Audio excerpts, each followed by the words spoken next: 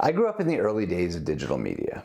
I remember the first time I got a computer that had a CD-ROM drive in it and how jazzed I was that it came with 2 CDs. One was a Grolier encyclopedia. And immediately we saw how this was a game changer. It was searchable and it completely eliminated the need to have a fixed, unupdatable, heavy set of volumes that were only taken down when a kid had a project to work on or a paper to write. The other disc that was everywhere in those early days was billed as kind of a virtual visit to the San Diego Zoo. You could see photos of the exhibits and read about the animals and the conservation efforts of the zoo. It was also basically an encyclopedia, but, just about the San Diego Zoo. Hey everyone, welcome to The Creek. My name is Jared Miller and I'm the ministry lead here.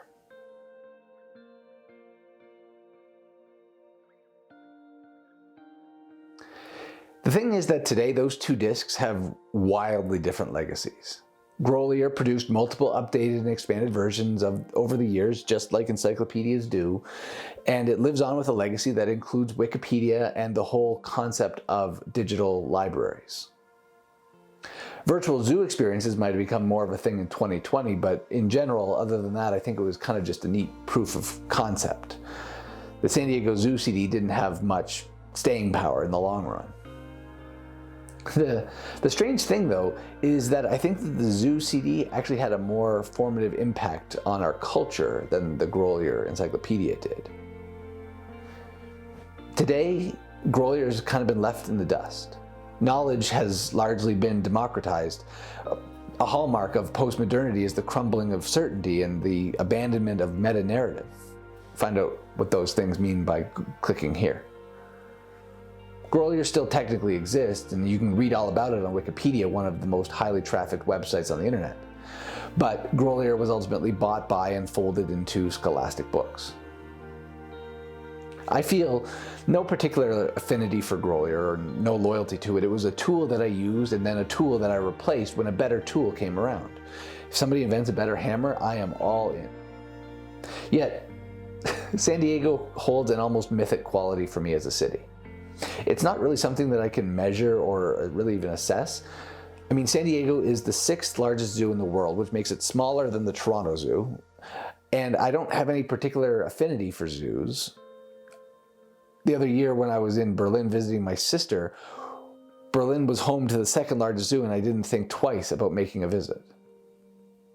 Yet, driving through San Diego in 2016, I found myself with a free afternoon and strongly considered spending it at the zoo. For a long time, I've been puzzled by the power of a place to draw you into something you really have no connection to. And I was sharing some of this with a coach a little while ago, and she pulled out her phone and immediately started to show me pictures of a family trip they'd taken to Peru. One of these pictures was a photograph of the Last Supper, a Baroque-style painting by Peruvian artist Marco Zapata that hangs in the Cathedral Basilica in Cuzco.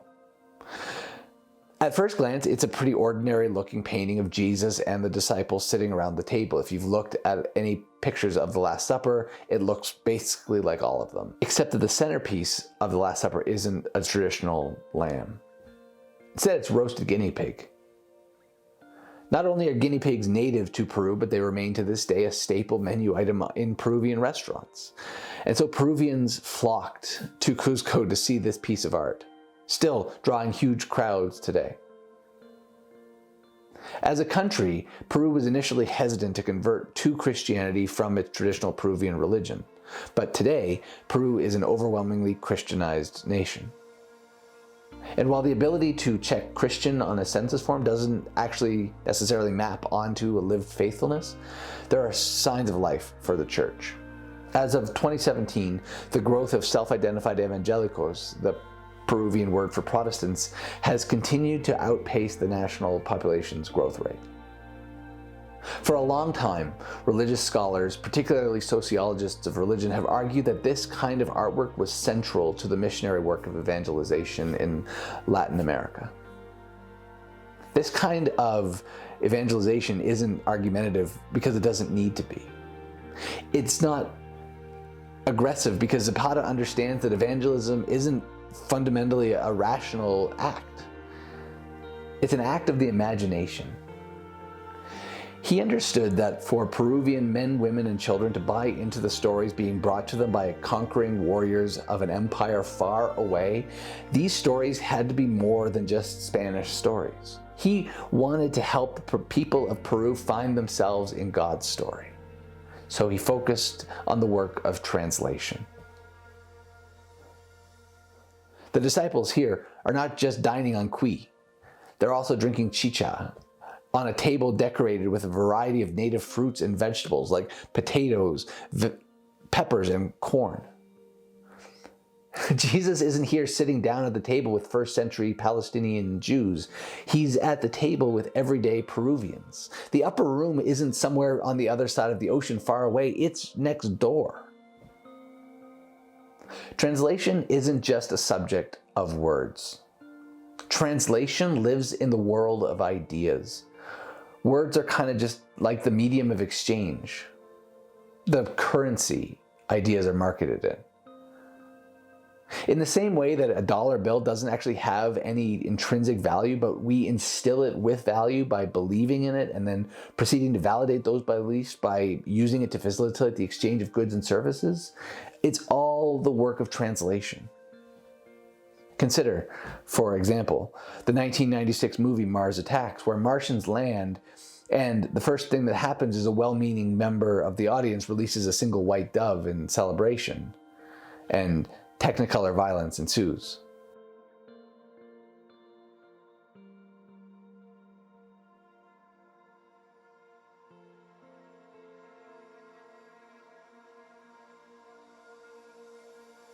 Later on, trying to make sense of what actually happened, the obvious question is finally asked by someone: why did we assume that a dove is a sign of peace to Martian people?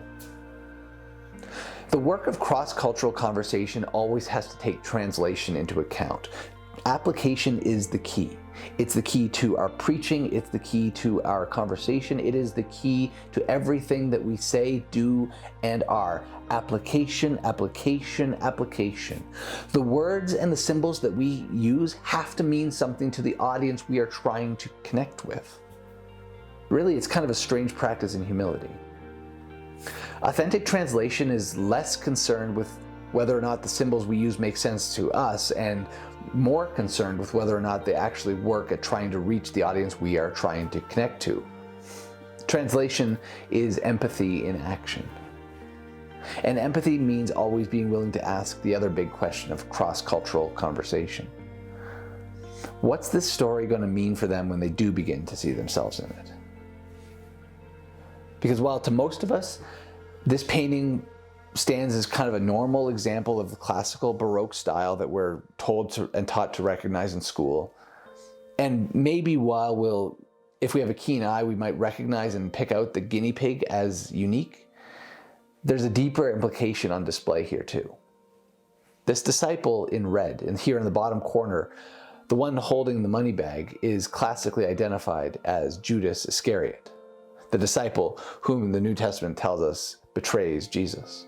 And here he sits, looking out from the canvas with a face said to be modeled on Francisco Pizarro, the legendary Spanish conquistador who was held responsible for the fall of the Incan Empire. This is a face that was as close to infamy as the Peruvians were really able to conceive in the 18th century. And this painting not only let them see Jesus in their neighborhood, but also to see Jesus as one of them. Here was God in a body, siding with the Peruvian people against a violent, oppressive force. This piece of art didn't just tell a story, it gave the people of Peru something to believe in.